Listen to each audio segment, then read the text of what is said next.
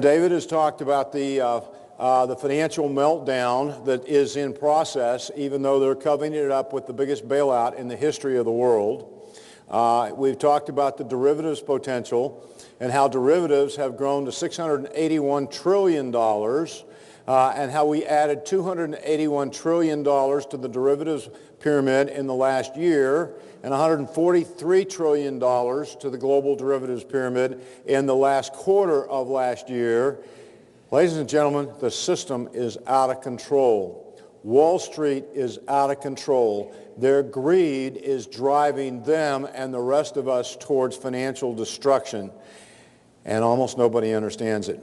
Okay? What I want to switch gears now and talk with you about are the 5 major factors impacting gold. And let me just say, David's pretty much covered the subprime mortgage meltdown.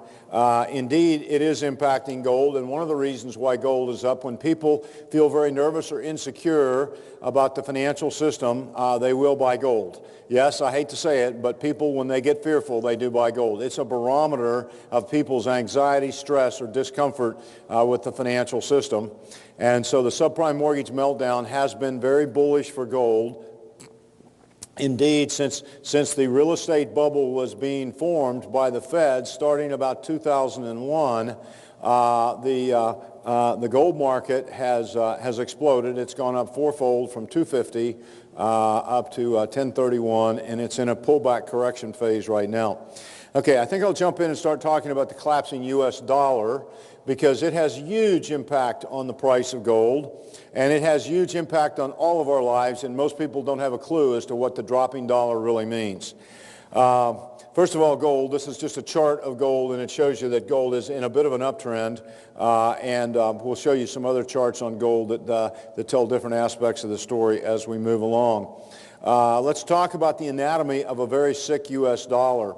The dollar today is worth 1 cent versus the dollar of 1870, 1 cent.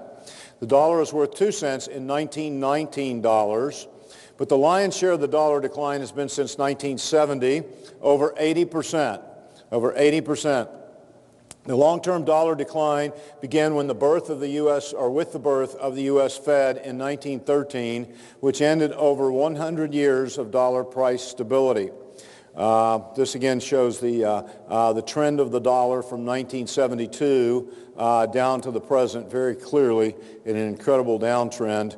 And this shows what happened when the Fed came to power. You can look at the chart and see how since 1800 up until the early 1900s, the inflation rate was pretty flat. There was almost no inflation.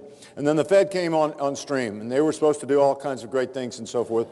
All the Fed was a giant inflation machine, a way for the politicians and monetary authorities to create hundreds of billions and trillions of dollars out of thin air in order to do basically whatever they wanted to do. And so with the birth of the Fed came the birth of massive, large, rising inflation. And our contention, as we'll make the point in a few minutes, is that inflation is about to get the biggest in the history of the United States, and it's moving in that direction very rapidly right now. The U.S. is now running annual budget and trade deficits which exceed $1 trillion plus.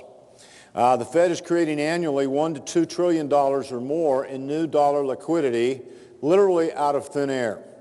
Total U.S. debt grew 6.6 times since 1980, from $8 trillion to $53 trillion, the biggest debt explosion in world history, with $12.5 trillion of that debt owned by foreigners. If you're taking notes, that's a good number to remember, $12.5 trillion of that debt owned by foreigners, because that debt we're going to start seeing coming back at us, and it's got incredible consequences for everything in the system. Large global dollar holders are beginning to exit the U.S. dollar. The dollar became the world's reserve currency at Bretton Woods in 1944 when we were the big gorilla and could dictate the construct, if you will, of the post-war monetary system. And so the dollar was made the kingpin currency, and from that position as the world's reserve currency, we built an incredible amount of financial economic power worldwide. People had to denominate international transactions through dollars. So it's a very, very enviable place to be. Most international transactions then were denominated for 64 years in dollars, giving us a tremendous economic advantage. But now, today, the world is moving from the dollar as its reserve currency to the euro. Global central bank exchange reserves are 64.5% in dollars. That's down from 71% about 6 or 7 years ago. But they're dropping pretty rapidly, and you can expect them to drop more rapidly in the next year or two. 26% of global reserves are in euros and 10% in other currencies.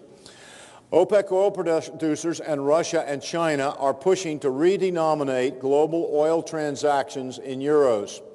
Iran, Venezuela, Russia, Nigeria, Angola, and others have already begun to denominate their oil transactions in euros.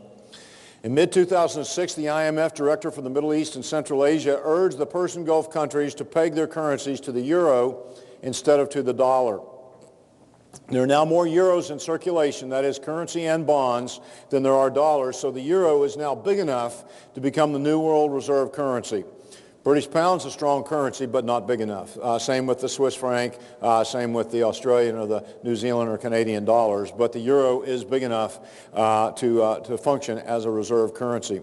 Foreign dollar holders are now rapidly diversifying their dollar holdings into euros, British pounds, Swiss francs, and other strong currencies, and into commodities, including oil, and into gold. I think oil is now over 115. In fact, I think today it may have traded as high as $117 a barrel.